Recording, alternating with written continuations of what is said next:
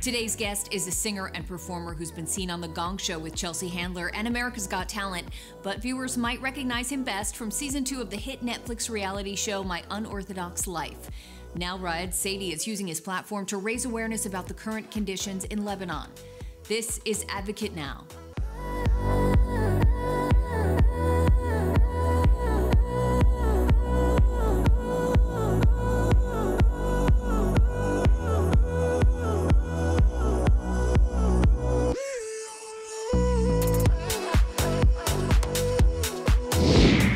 Raed, we're so thrilled to have you with us. And, I want to start off by asking you about My Unorthodox Life. You're introduced on the show as Robert's partner and Julia's confidant, Julia Hart being the star of the series.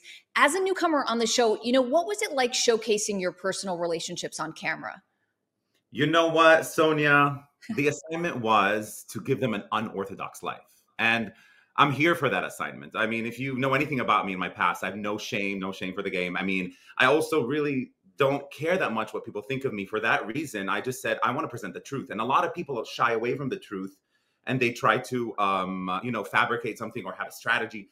I came in with, listen, I'm presenting you the truth of the matter. And I am, it's going to be risky. I know a lot of people will not agree with me, or a lot of people have ideas and opinions, and I'm here for it. Everyone's entitled to their opinion. We want that conversation started. And I just want to make it that much easier for someone who has the same truth as I do to come in and feel comfortable. A pop star. People always ask me, why are you so handsome? I'm like, because I flat iron my hair. No one says that. As Julia's close friend, you were by her side through a lot of the drama, including her very difficult divorce. How did you help her navigate that? That was a really difficult time in our life, Rob and I's family, and also her life and her family. It was really challenging. And scary, I would say. First and foremost, the best thing I could do is just be there for her and just stand by her side and tell her that, hey, listen, anyone comes by you, I'm protecting you here. I'll be here for you. That's one. Second, I've always my advice for her from the beginning was have a plan. When you want to leave or have a divorce or anything of that nature, you want to have a plan. You want to make sure that you're doing it the right way. You want to consult the right people. Has there been anything that surprised you about joining the cast or being a part of this series so far? The one thing that surprised me about being on the series is how much fun I was going to have. And how much I love it. So you throw 10 cameras in my face and you tell me here's alcohol and speak, I'm ready, So for me, that's what was surprising. I'm like, can we do this 100 more times every year? Season 27, when's that happening? Yes. So that's what surprised me the most. I'm like, this could be a lifestyle for me. Will you make my teenage dream come true? Well, let me see. And will first. you marry me? Yes.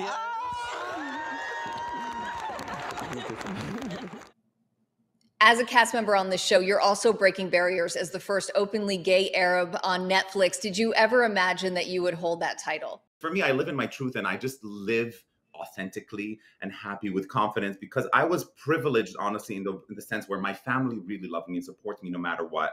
But my upbringing was definitely difficult, where you have to act and hide and just make sure that you're just trying to be passing for straight and continue that and not have any femininity come out and all that. But once I realized that I'm the first openly gay Arab, I wanted to, again, open the doors and start that conversation and let people understand that, we need to advocate for gay rights, not only in America, but in the Middle East and the entire world, because people who grow up feeling insecure, feeling scared, it's not going to cut it with me. We're done with that. None of that's passe. We're new now. It's 2023. Let's get in the program, Yeah, I mean, is this a type of representation that you weren't even afforded yourself growing up? Did you not see yourself on TV? Correct.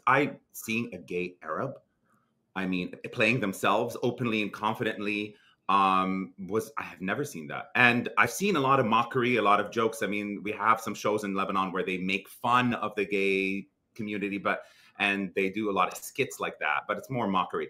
But for someone to be just openly, authentically themselves and proud of who they are and clearly thriving in society, I didn't see that. And I'm very happy to represent that because, again, I just don't want anybody to grow up thinking that they have to act, hide, because it gets very depressing, and people, it can lead to a lot of mental illness, and also like lead to depression and sadly suicide and like all these things that are so negative to the society.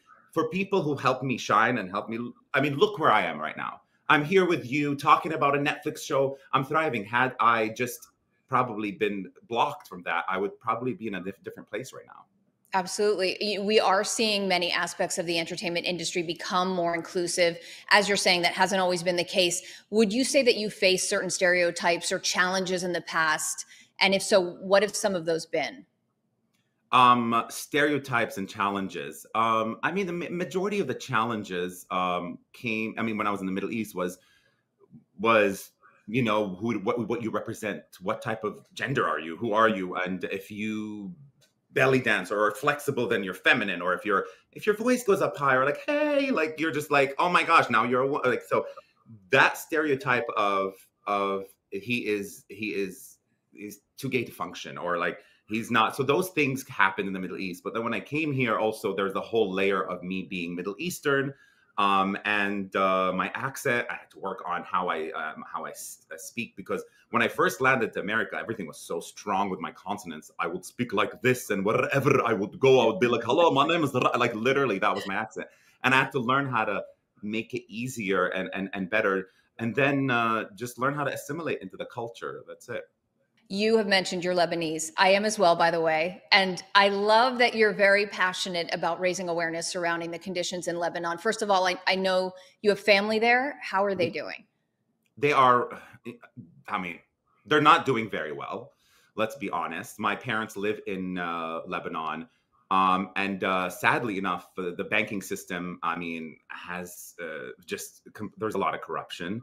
I mean, if you imagine you look into your bank account and then 50% of all the money that you've saved and worked hard for is gone by the government. And then you have to stand in lines, hours and hours lines, to take $200 out of the bank account from your own money from what 50% is left. And then the layers of no electricity, no hot water, the telephones you can't really call. So there's a lot of infrastructure and a lot of basics that are missing. But I would like to say that Lebanon is the best country to visit and hang out and party. I mean, we party like no other, no matter if there's a war, if there's no electricity, we just know how to have a good time. And that's what makes me so sad, is that that's a biggest thing I'd like to advocate for. First and foremost, my mission would be the gay rights and advocating for that. Second is how to make sure my country can thrive in the beauty that it is, our country, because we both know it's an amazing place on earth. Do you have any advice to other Arabs in the LGBTQ plus community hoping to either break into the industry, or even those who just don't feel seen? Yes. I firstly start with safety. Safety is the most important, because it can get really scary, and how people operate with fear, and how some people just in different cultures, they just use a fear-based type of leadership, which is very, very sad. First and foremost is safety. Second is education, and also learning about the LGBTQ in biology, hormones, and a lot of research has been coming out to prove that you're born this way.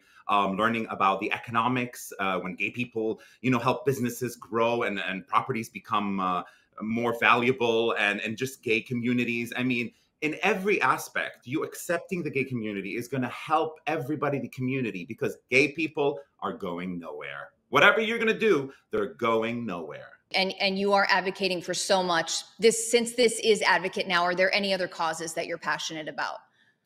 The two causes that I mentioned, both advocating for gay rights and making sure that people are welcome to society, they belong in society. We're all equal, and we're going nowhere. And it's about time to just respect people's differences and be compassionate to each other's differences. But if I can make a little plug, I am throwing a huge Middle Eastern party near Times Square on February 10th.